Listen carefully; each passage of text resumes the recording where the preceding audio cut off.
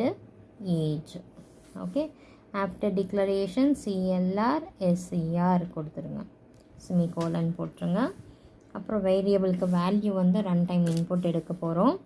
அதனால் இங்கே என்ன பண்ணணும், printf இங்கே என்டர் யுவர் ஏஜ். இது என்ன பண்ணும், என்டர் யுவர் ஏஜ் அப்படின்றத நமக்கு அங்கே காமிக்கும். அதுக்கப்புறம் ஸ்கேன்எஃப்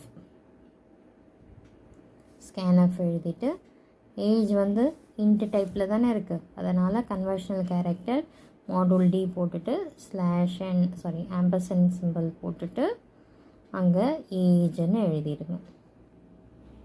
ஓகே, எழுதிடுங்க.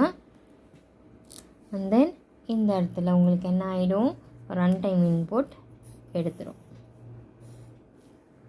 இந்த 2 லைனும்.